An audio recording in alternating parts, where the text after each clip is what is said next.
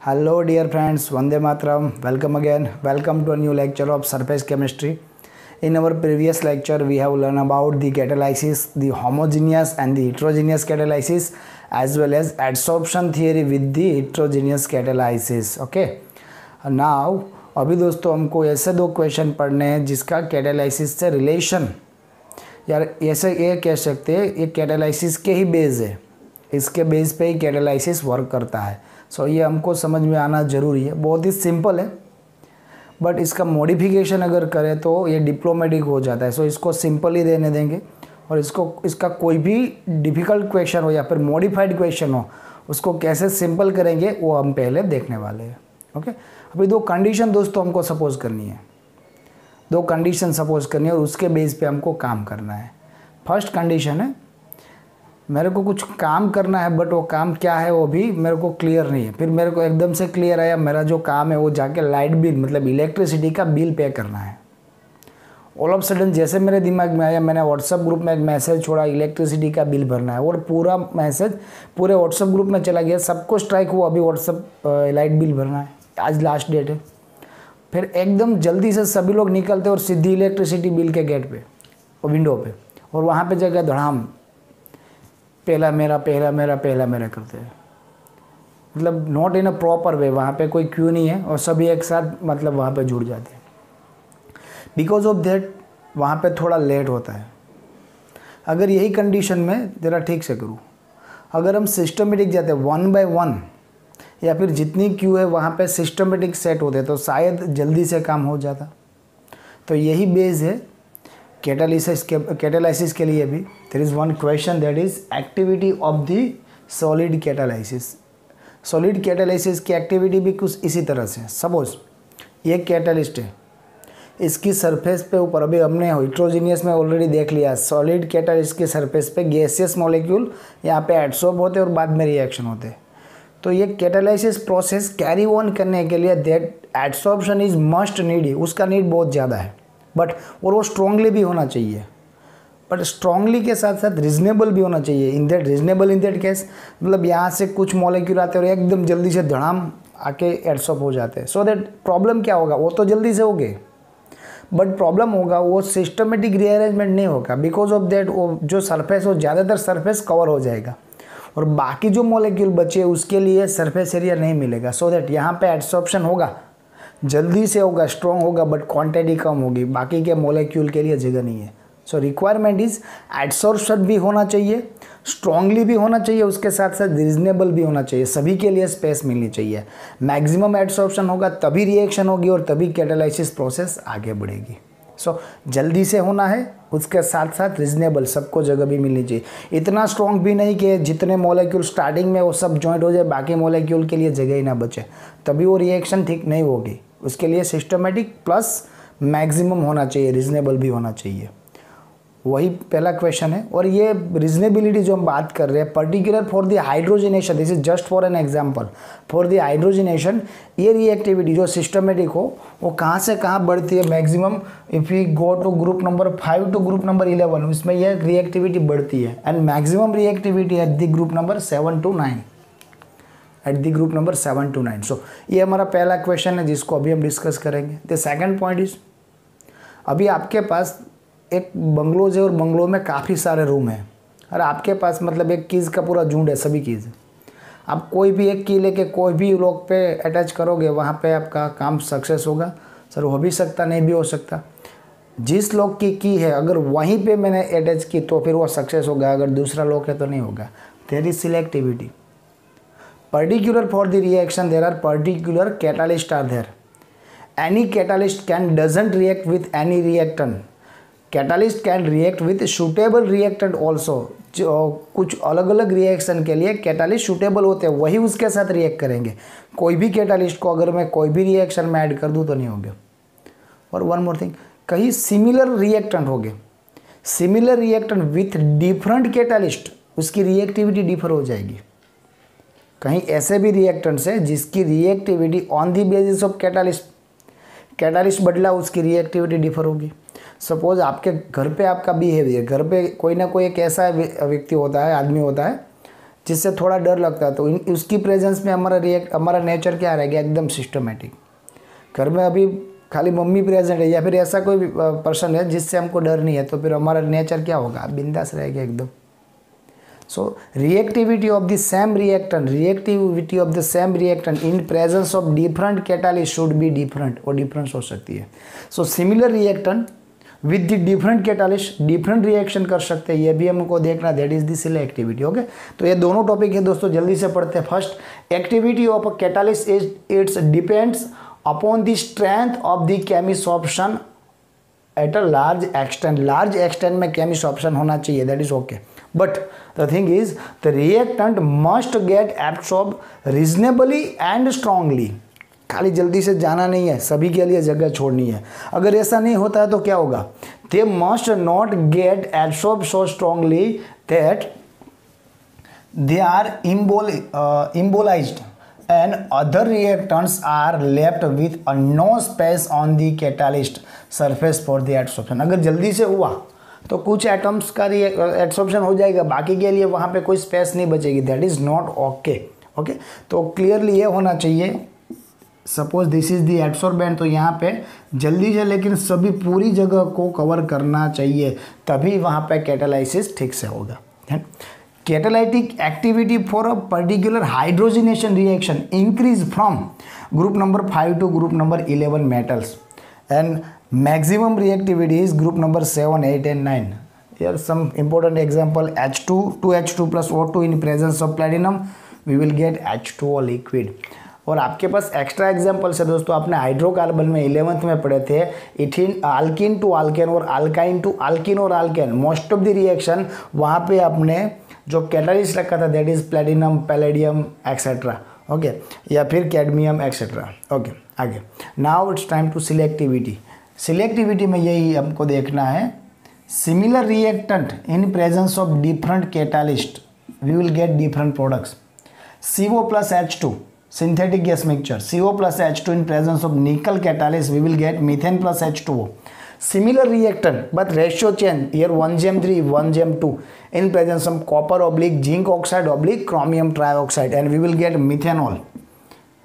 1gm1 ratio in presence of copper catalyst we will get formaldehyde। Similar reactant in presence of different catalyst product should be different। okay, so effect of catalyst is highly selective। आपको कौन सी reaction चाहिए उसके according आपको दोस्तों catalyst choose करना पड़ेगा। अगर मेरे को प्रोडक्ट चाहिए methanol and I am getting copper as a catalyst, possible नहीं है। निकल एज ए कैटालिस्ट पॉसिबल नहीं है। अगर मेरे को मिथेनॉल चाहिए from the CO plus H2, मेरे को कंपलसरी यही कैटालिस्ट चाहिए। दूसरी कंडीशन में रिएक्टिविटी और we can say reaction fail हो जाएगी। So these are the selectivity and the activity of the solid catalyst. Okay friends, so one more important question is there, एक बार बोर्ड एग्जाम में आ चुका है, यहाँ से MCQ भी काफ़ी निकल सकते हैं बोर्ड एग्ज़ाम के लिए भी और कॉम्पिटिटिव के लिए भी। सो दोस्तों ध्यान से देखना है। और एक्चुअली ये कह सकते हैं जो अभी हमने सिलेक्टिविटी पढ़ी थी, सिलेक्टिविटी हमने पढ़ा था किसी भी रिएक्शन के लिए पर्टिकुलरली कैटालिस्ट चाहिए। अगर कैटालिस्ट चेंज हुआ तो रिएक्शन चेंज हो सकती है, उसकी प्रोडक्ट चेंज हो सकती है, वही सिमिलर है बट एडवांस लेवल पर। और यहाँ पे जो कैटालिस्ट है they are nothing but the zeolites. What is zeolites? Zeolites is nothing but the aluminosilicate complex, aluminium, silicon and oxygen containing complex, they are known as aluminosilicates। so nature में भी मिल सकते हैं और उसको सिंथेसाइज भी कर सकते हैं फॉर अ सूटेबल रिएक्शन। और ज़्यादातर केस में silicate complexes. Okay, silicate complex like this given structure या जस्ट फॉर एग्जांपल के लिए हनी कॉम्ब स्ट्रक्चर के जैसा रहता है, जैसे हनी भी यहाँ से निकल जाती है और फिर वो जो खाली कॉम्ब बच रहता है, सिमिलर स्ट्रक्चर है। और ज़्यादातर केस में यहाँ पे पोर्स में एल्यूमिनियम पहले से मौजूद नहीं होते, मोस्ट ऑफ द केस वहाँ पे सिलिकॉन एंड ऑक्सीजन ही होते, सिलिकॉन ऑक्साइड्स ही होते। और इसको रिएक्टिव बनाने के लिए क्या करते हैं, तो मेजॉरिटी केस में यहाँ से some silicon can be replaced by aluminium and we will get structure with aluminium oxygen and silicon. So they are known as a aluminosilicates and that aluminosilicates are nothing but the zeolites। zeolites में भी series है, zeolites 1, 2 etcetera. Okay उसमें से जो हमारे लिए important that is ZSM5 और you can से zeolite 5 that is important for us. अभी ये सिलेक्टिव रिएक्शन के लिए मतलब इम्पोर्टेंट क्यों है, इसका इम्पोर्टेंस देखते हैं। ये पर्टिकुलर जब हम रिएक्शन करते हैं जहाँ पे रिएक्टेंट का वॉल्यूम मायने रखता है, प्रोडक्ट का वॉल्यूम मायने रखता है, specific volume reactant specific volume product चाहिए, तभी जियोलाइट्स का हम यूज़ करते हैं। और वहाँ पे भी स्पेसिफिक कौन सा जियोलाइट चाहिए that depend upon the size of the reactant and the product. कि किसी भी साइज़ का प्रोडक्ट या किसी भी साइज़ का रिएक्टेंट किसी भी जियोलाइट से हम ले सकते हैं, वो पॉसिबल नहीं है। ओके सपोज ज़्यादातर केस में इसके जो स्पोर्स रहेंगे पोर्स रहेंगे, वो पोर्स या फिर कैविटीज़ उसका size near about 100 picometre to 1000 picometre majority case में ये रहता है। और हमारे लिए जो इम्पोर्टेंट है ZSM5 जिसके आपको याद रखनी है दैट इज़ 550 पाइकोमीटर्स, उसका जो पोर्स है उसका वॉल्यूम यह रहेगा। ओके इसके नीचे के जो भी रिएक्टेंट है इसको आर पर जा सकते हैं, मतलब यहाँ से पास ऑन हो सकते हैं, दे कैन रिएक्ट। अभी रिएक्टिविटी कैसे होगी, let's go for the reactivity. The catalytic reaction that's depend upon the pore structure of the catalyst and size of the reactant and the product molecules is called shape selective catalysis. Repeat, यहाँ पे सेप selective क्यों कहते हैं, क्योंकि उसका सेप कौन सा है और उसकी साइज कौन सी है उसको बहुत ही मान्य रखती है। Okay, because of that shape and the size of the reactant and product, this reaction is known as a sap selective catalysis. And for particular sap selective catalysis, zeolites are most usable catalyst. Zeolite से ज़्यादातर हम ये reaction carry कर पाते हैं।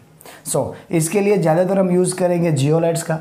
और zeolites है क्या एक्चुअल में? Zeolites is nothing but the alumino silicate complex structure like honeycomb, microporous aluminosilicate with 3 dimension network. जैसे यहाँ पे हमको 2 डायमेंशन में दिख रहा है, with 3 dimension network in which some silicon are replaced by aluminium. ज़्यादातर केस में नेचर से जो मिलता है वो सिलिकॉन और ऑक्साइड का स्ट्रक्चर होता है, वहाँ पे कुछ सिलिकॉन एटम को हमको एल्यूमिनियम से रिप्लेस करना होता है। So they become aluminium oxygen silicon frameworks.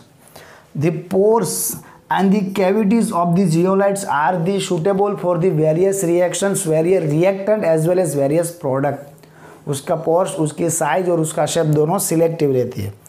Particular ये रिएक्टिविटी का यूज़ हम कहाँ पे करते हैं, सेप सिलेक्टिव कैटालाइसिस कहाँ पे होती है? मेजोरिटी केस में यूजेबल इन पेट्रोकेमिकल्स, पेट्रोकेमिकल्स में ये ज़्यादा यूजेबल है। और स्टैंडर्ड 10th में दोस्तों अपने एक रिएक्शन पढ़ी थी that is the cracking reaction. If we have a higher size hydrocarbon, बड़ी एकदम बड़ा सा हाइड्रोकार्बन है जहाँ पर नंबर ऑफ कार्बन ज़्यादा है, उसको ब्रेक डाउन करके उसमें से कम साइज के कम कार्बन वाला हाइड्रोकार्बन चाहिए, तो उसके लिए आपको उसकी क्रैकिंग रिएक्शन करनी पड़ेगी, उसको क्रैक करना पड़ेगा। So it is possible to cracking the hydrocarbon as well as आपने आइसोमर पढ़ा था, say this is the 1 carbon chain और ये उसकी बाय साइड चेन है। अभी मैं क्या कर रहा हूँ, ये साइड चेन को यहाँ से निकाल के यहाँ पे लगा रहा हूँ। अभी इसका जो फॉर्मूला था मॉलिक्यूलर फॉर्मूला वो एज इट इज़ है, but the structural formula can be change. So they are the isomers. So useful in the isomerisation, इसको क्रैक करने के लिए क्रैकिंग में भी काम आएगी, from bigger hydrocarbon to smaller hydrocarbon as well as isomerisation में भी ये रिएक्शन काम में होगी। और जो मोस्ट इंपॉर्टेंट यूज़ आपको याद रखना है that is use of ZSM5। ZSM5 is able to directly convert alcohol to gasoline in petrol. दारू से पेट्रोल बनाओ सर, ये तो बहुत अच्छी बात है। मतलब जो भी एरिया में दारू बिकता है वहाँ पे जाना है, दारू खरीदना है, पेट्रोल में कन्वर्ट करके गाड़ी में डाल देना है। अभी तो प्राइस बढ़ी है। नॉट ड्रिंकेबल अल्कोहल्स, बराबर ठीक से समझना। Drinkable alcohol is methanol and ethanol. जो इथेनॉल पीते हो, जो इंग्लिश दारू पीते हो और जो देसी दारू पोटली बोलते हैं ना, they are methanols in general. Okay, just for knowledge. ZSM5 can convert alcohol to gasoline, but that alcohol are not drinkable. Bigger alcohol, जो बड़ी साइज के मिथेनॉल या इथेनॉल की बात नहीं करें, उसके अलावा जो भी अल्कोहल है वो ड्रिंकेबल नहीं है। बट बड़ी साइज के जो अल्कोहल है उसको पेट्रोल में या फिर गैसोलीन में कन्वर्ट करने के लिए we can ZSM5 as a catalyst. और this particular ZSM5 is with 550 picometre size pores are there. So particular ये रिएक्टिविटी कैटालिसिस है। खाली चेंज इतना है, यहाँ पे कोई भी कैटालिस्ट हम नहीं ले सकते। पर्टिकुलर आपको सेप के रिगार्डिंग प्रोडक्ट का सेप कितना था, रिएक्टेंट का सेप कितना है, सॉरी उससे मिलने वाली प्रोडक्ट का कितना चाहिए, जो यहाँ से भाषण हो सकते हैं उसके अकॉर्डिंग ही हमारी प्रोडक्ट मिलेगी। सो बिकॉज ऑफ दैट यहाँ पे सेप और साइज मान्य रखता है। Because of this catalysis is known as a shape selective catalysis, and for this sap selective catalysis zeolites are more useful. So our question is sap selective catalysis by zeolites. Clear? तो दोस्तों जल्दी से इसका एक screenshot ले लेना है। Okay friends, as we know अभी ऑर्गेनिक का टाइम है, मतलब ऑर्गेनिक केमिस्ट्री पढ़ने का नहीं, हमारी लाइफ को ऑर्गेनिक बनाने का, जिससे कि पॉल्यूशन पॉसिबल हो इतना कम हो और कोई दिक्कतें ना आए। सो अभी कैटालिसिस में भी हम ऐसी एक प्रोसेस पढ़ने जा रहे हैं that is pure organic. Because of this catalysis pollution नहीं होता है। ओके, मैं एक एग्जांपल से बात शुरू करूंगा और बाद में अपने पॉइंट पे आऊँगा। ज़्यादातर घर में एक कॉमन प्रैक्टिकल है that is the milk convert into curd in presence of lactobacilli और lactobacilli bacteria or we can say enzymes. If we convert milk into curd, in presence of that particular bacteria, that reaction should be faster. अगर उसके absence में अगर आप milk को curd में convert करना चाहते हो तो नहीं होगा इजीली, और जल्दी से तो होगा ही नहीं। सो वहाँ पे जल्दी से हो रहा है। सो वहाँ पे हम ये कह सकते हैं लैक्टोबैसिल और लैक्टोबैसाइल एंजाइम्स और we can say catalyst. Sorry, अभी वो कैटालिस्ट है तो वहाँ पे सर अभी तो आपने बताया कैटालिसिस प्रोसेस में पॉल्यूशन होता है, तो यहाँ से पॉल्यूशन होगा नहीं होगा। कभी भी आपने न्यूज़पेपर में नहीं पढ़ा है पूरे डिस्ट्रिक्ट में सभी घर में इतना ज़्यादा कर्ड बनने से एटमॉस्फेयर में इतना पॉल्यूशन हुआ, वो नहीं होगा। क्यों नहीं होगा? दैट इज़ नेचुरल और we can say natural process. तो नेचुरल प्रोसेस में पॉल्यूशन नहीं होता। तो अभी ऐसे कैटालिस्ट के बारे में बात करने जा रहे, they are naturals, because of that उसकी वजह से पॉल्यूशन नहीं होगा। So now we are going to catalyst to enzyme catalyst. Clear? Catalyst to the enzyme catalyst. So first question sir, what is enzyme? Sir ये question का answer तो मेरे पास है, if I am a biology student, but यहाँ पे biology और math दोनों के स्टूडेंट्स हैं। सो एक सिंपल लैंग्वेज में हम कैटालिस्ट को क्या कहेंगे उतना ही याद करना है।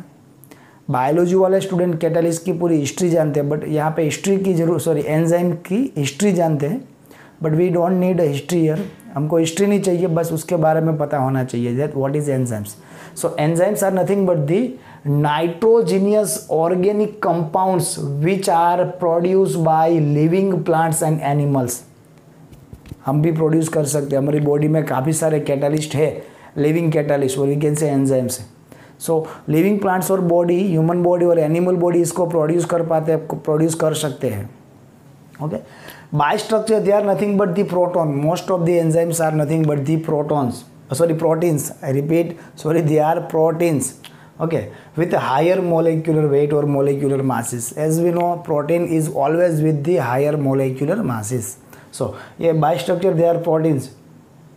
Very effective catalysis, very effective। कितने effective है? They are able to make reaction faster, 10⁻8 to 10⁻20 इतना परसेंटेज तक या इतना गुना ज़्यादा ये रिएक्शन को फास्ट कर सकते हैं विद द सिंगल मॉलिक्यूल। एक ही मॉलिक्यूल एंजाइम का किसी भी रिएक्शन को 10⁻8 to 10⁻20 गुना फास्टर कर सकता है। So that's why they are very effective catalyst and they are biochemical catalyst. In a simple language they are biochemical catalyst. और ज़्यादातर केस में हमने यहीं पे लिखा है they are made by living plants and animals. हमारे बॉडी में लिविंग प्लांट्स में ये बनते हैं, बट फिर भी जो पहला एंजाइम्स यार we can say biochemical catalyst बना था दैट इज़ इन 1969, वो हिस्ट्री है। उसके बाद काफ़ी सारे बन चुके हैं, but most of them are natural, वो ज़्यादातर वो नेचुरल है। और कुदरत या फिर नेचर में क्या पॉल्यूशन नहीं करता? पॉल्यूशन में वो चीज़, सॉरी नेचर में वो चीज़ पॉल्यूशन नहीं करेगी जो नेचुरल है। ऊपर वाले ने जो बनाया उसी को पहचानता है। ह्यूमन को हमको बनाया, सो हम हमारा आफ्टर डेथ आपके रिलीजियस के प्रमाण किसी भी टाइप से आप इसको एंडिंग सेरेमनी करते हो, और कुदरत में मतलब नेचर में क्या हो जाएगा, नेचर में सेट हो जाएगा। बट ऊपर वाले ने कभी प्लास्टिक नहीं बनाया गलती से भी, दैट्स वाई प्लास्टिक का डिग्रेडेशन नहीं हो रहा है।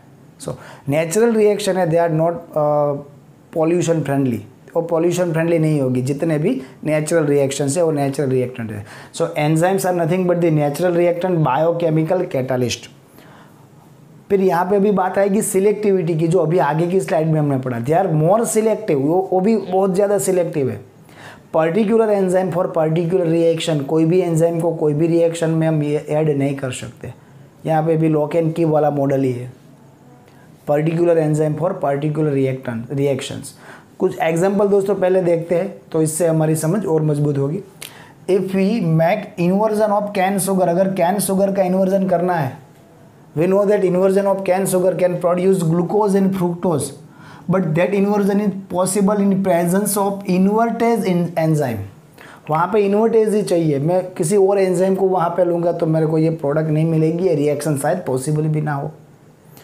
If we want to decompose और वी कैन कन्वर्ट ग्लूकोज और fructose into alcohol and CO2, ethanol and CO2, मेरे को ग्लूकोज या फ्रुक्टोज का कन्वर्जेशन इथेनॉल में करना है, इसके साथ कार्बन डाइऑक्साइड चाहिए, then I need zymase as a catalyst और बायोकेमिकल कैटालिस्ट और एंजाइम। इन्वर्टेज को मैं जाइमेज की जगह रखूँ, जाइमेज को इन्वर्टेज की जगह रखूँ तो रिएक्शन पॉसिबल नहीं होगी, that is important. So that's why they are more selective in nature, clear. Then if you want to conversion starch into maltose, अगर स्टार्च को माल्टोज में कन्वर्ट करना है दोस्तों, twice of starch plus NH2O in presence of diastase enzymes we can get maltose, वहाँ से maltose बना सकते हैं। अगर ये माल्टोज को आगे और भी कन्वर्ट करना है, माल्टोज टू ग्लूकोज, माल्टोज को ग्लूकोज में कन्वर्ट करना है, that is possible in presence of reaction with H2 in presence of maltase enzyme, वहाँ पे और कोई एंजाइम रिएक्ट नहीं कर पाता। If you want to react or convert urea NH2CO, NH2 is nothing but the urea into ammonia, then we have to take urease as a enzyme, as a biological catalyst. वहाँ पे अगर ये जितने भी example दोस्तों अभी हमने पढ़े, वहाँ पे अगर कोई भी कैटालिस्ट हम ऊपर नीचे करते हैं, then reaction is not possible. So they are selective in nature, और ये किसी भी रिएक्शन में किसी भी टाइप का पॉल्यूशन नहीं होगा, because they all are enzymes, यहाँ पे पॉल्यूशन नहीं होगा। आई रिपीट, स्टमक में भी दोस्तों एज आई टोल्ड यू, मैंने अभी आपको बताया था, हमारी बॉडी में कई सारे एंजाइम बनते हैं। Particular in stomach pepsin is there, particular in intestine trypsin is there, known as a pancreatic trypsin और वी कैन से ट्रिप्सिन। इन दोनों का वर्क क्या है? पेप्सिन का वर्क है P2P और पैनक्रियाटिक ट्रिप्सिन का वर्क है P2 है। P2P मतलब protein to polypeptides, I repeat, protein to polypeptides, here protein to amino acids. ये दोनों वर्क हमारी बॉडी में ऑलरेडी है, because of this catalyst pepsin and trypsin हो रहे हैं। अभी वो एग्जांपल है जिसके बारे में हम बात करते हैं। If you want to convert milk into curd, lactobacilli or lactobacilli bacteria or we can say enzyme is there, they are living beings, और इसकी वजह से कभी पॉल्यूशन ना हुआ है ना होगा। सो दोस्तों ये एंजाइम्स कैटालाइसिस और एंजाइम्स कैटालिस्ट हमारे लिए ज़्यादा इम्पोर्टेंट है। इसके ऊपर से कई सारे MCQ एग्जाम्स में आ चुके हैं और आगे भी आने की पूरी पॉसिबिलिटी है।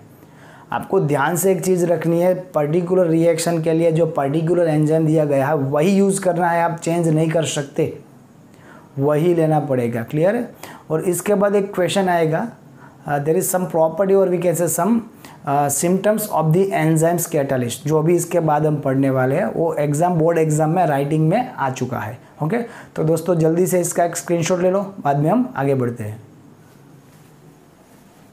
Okay friends, so finally it's time to learn about the characteristic of the enzyme catalyst, one of the most important question and already asked in board exams. Board exam में ऑलरेडी ये question आ चुका है, and also possibility of MCQ। So time waste ना करते हुए directly हम question पे जाते हैं, और कुछ पॉइंट है regarding the temperature, regarding the acidic basic media, regarding the strength, okay, regarding the side और मिक्स्ड रिएजेंट, जो कभी रिएक्शन को जल्दी करने में हेल्प करते हैं और कभी वो स्लो डाउन करते हैं, yes, like poison and the promoters in catalyst. तो वो सभी बेस पे हमको बात करनी है। And the first and important point is they are most highly efficient, they are most highly efficient in the sense वो कम क्वांटिटी में भी बहुत ज़्यादा रिएक्शन कर सकते हैं in a very small time. You can say one molecule, only one molecule of the enzyme catalyst or we can say enzyme पर मिनट, 1 मिनट के अंदर एक catalyst is able to change million molecules of the reactant into product. इसकी efficiency इतनी ज़्यादा है, ये value आपको याद रखनी है, 1 मॉलिक्यूल पर 1 minute for the millions of, or we can say million molecule of the reactant. The second point is they are highly specific in nature, that we already discuss in last question. Last question में दोस्तों हमने discuss करा था that invertase हो या जाइमेज हो या maltase हो या फिर यूरेज हो, specific catalyst for the specific reaction, or we can say specific enzyme for the specific reaction. So they are more specific or we can say they are more selective in nature. कोई भी enzyme को हम कोई भी reaction में use कर सकते नहीं है। Then highly active in optimum temperature, they are highly active in optimum temperature. ये ऑप्टिमम टेम्परेचर सर क्या है? Particular for the enzymes the optimum temperature is the range between 298 to 310 kelvin temperature. Natural में हमारी body का temperature ये between 298 to 310 kelvin ही रहता है, so that हमारी बॉडी में रहने वाले सभी एंजाइम ठीक से वर्क कर सकते हैं, हमारा मोबिलाइजेशन ठीक से चलता है, ब्लड फ्लो से लेके सभी जितनी भी बायोलॉजिकल सिस्टम में they are active in nature, क्योंकि जितने भी एंजाइम ये सिस्टम के साथ वर्क कर रहे हैं उसके लिए ऑप्टिमम टेम्परेचर हम प्रोड्यूस कर रहे हैं। If anybody have a fever, किसी को फीवर है, टेम्परेचर उसका बॉडी टेम्परेचर बढ़ जाता है, तो फिर ये एंजाइम का प्रोसेस क्या होगा? डिस्टर्ब होगा। और स्पेसिफिक हम एक सिंपल एग्जांपल है, तो जब भी आपको फीवर हो तब आपकी जो भूख रहती है वो जनरल से कम हो जाएगी, अब ज़्यादा हंग्री नहीं होगे। क्यों कम हो जाएगी सर? मोबिलाइजेशन के लिए और खाने के लिए जो एंजाइम चाहिए वो अभी in a proper active position में नहीं है, या फिर वो नहीं रह सकते because of the higher in temperature. So optimum temperature for the enzyme catalyst is 298 to 310 kelvin, ये रेंज में है। Then highly active under optimum pH range. Optimum pH range क्या रहेगी? स्लाइटली एसिडिक होनी चाहिए। Slightly acidic in the sense pH range between 5 to 7। अगर 5 के 7 के बीच में अगर पीएच रेंज है तो वो कंडीशन में they enzyme are more reactive और we can say highly active under that pH range 5 to 7, वो भी हमको याद रखनी है।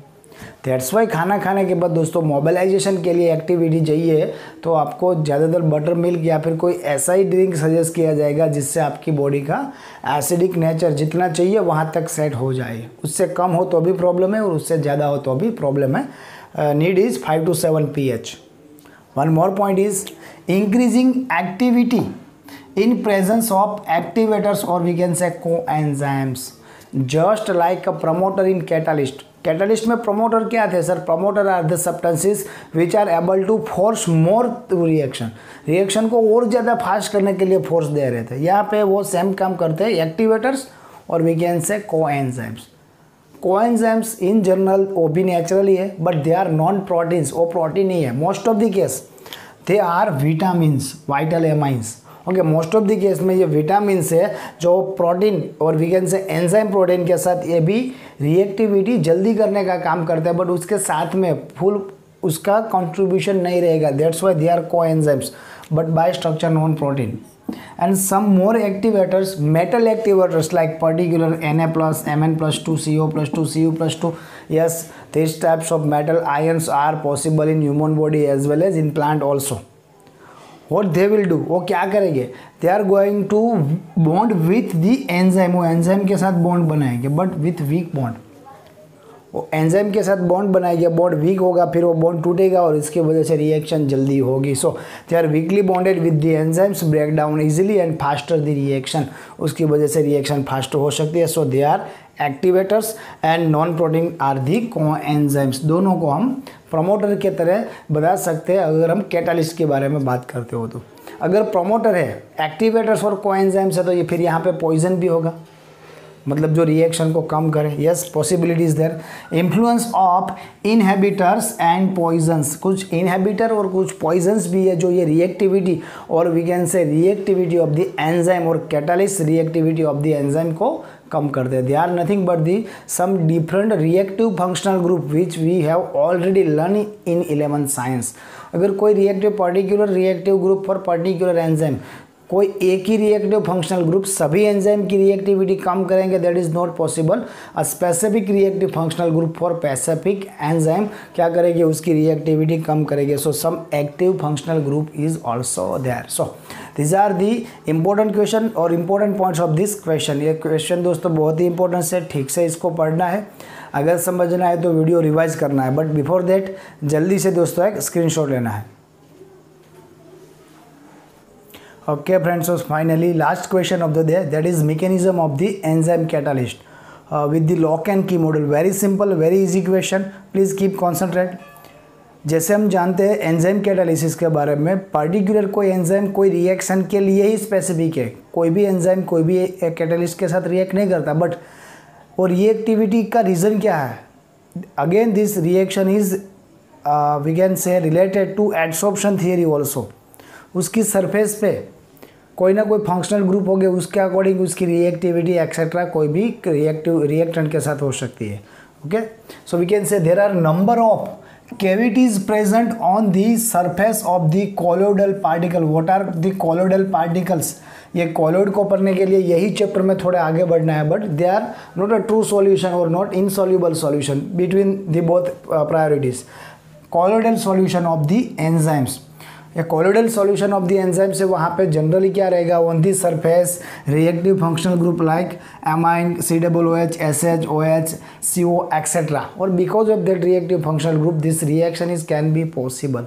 अब ये रिएक्शन वर्क कैसे करेगी, this reaction is possible in the 2 step with lock and की। पर्टिकुलर लॉक होना चाहिए।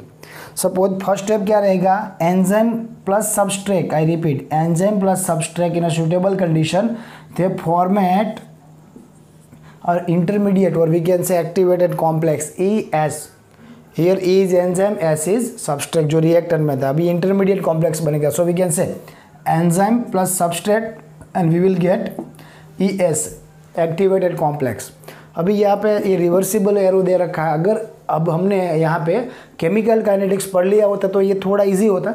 अभी आपको याद रखना ये स्टेप एकदम स्लो है, मतलब यहाँ से एंजाइम प्लस सबस्ट्रेट ES पर आने के लिए थोड़ा टाइम लगेगा, बट आफ्टर दी ES एक बार ES बढ़ा ये रिएक्शन जल्दी से बनेगा।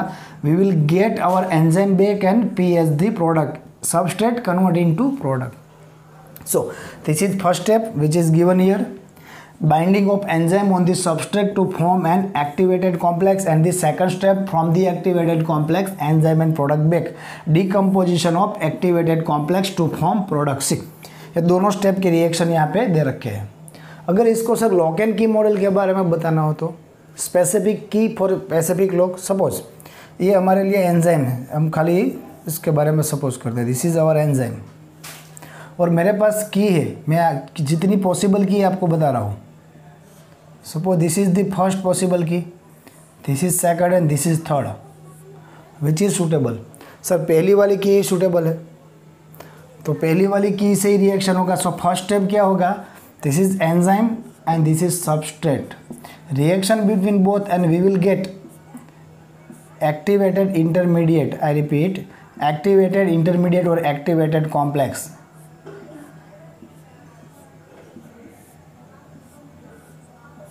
So this is ES, our activated intermediate complex. After the decomposition of this complex, we will get our enzyme back plus product को कोई भी मतलब रिगार्डिंग द रिएक्शन हो सकता है, या जस्ट फॉर इन्फॉर्मेशन आपको इजी बनाने के लिए मैंने ये डायग्राम लिखा। और आप यही डायग्राम अगर ये क्वेश्चन एग्जाम में आता है तो भी आप ड्रॉ कर सकते हो। जो डायग्राम टेक्स्ट बुक में दे रखा है कंपलसरी नहीं है वही ड्रॉ करना है, ये आपके लिए समाउ थोड़ा इजी होगा। So mechanism of the enzyme catalyst is very easy in two step. First step is enzymes plus substrate reactive intermediate और we can say activated complex, and from the activated complex we can get back enzymes and the product. So E plus H ES and after that E plus P। Okay, so ये question खत्म हुआ दोस्तों। और last question from the topic is catalyst in the industry, और ये मैं अभी आपको पढ़ाने वाला नहीं हूँ बिकॉज हम थोड़े यहाँ पे इसलिए आगे कि पर्टिकुलर ये प्रोसेस हमने ऑलरेडी P ब्लॉक एलिमेंट में पढ़ रखी है। Haber process to make ammonia, कौन सा एंजाइम होगा, सॉरी कौन सा कैटालिस्ट होगा हमको मालूम है, the catalyst in the industry. Oswald process for making of HNO3 nitric acid and the contact process for the sulphuric acid. तो ये पूरा कंसेप्ट हमसे ऑलरेडी टच में है दोस्तों, तो मैं इसको यहाँ से आगे नहीं बता रहा हूँ, ठीक है। इसका डायरेक्ट आपको एक इमेज मिलेगा, वो इमेज को रीयूज़ करके वहीं से जो भी क्वेश्चन आते हैं उसके आंसर देने हैं, और उसके साथ में थोड़े क्वेश्चन होगी फ्रॉम दी टॉपिक से। पूरे कैटालिस्ट टॉपिक में से जितने भी क्वेश्चन हो आपको अटेंड करने हैं, इजीली उसके आंसर आ जाएंगे। ओके, टिल देन घर पे रहिए, सेफ रहिए, पढ़ते रहिए।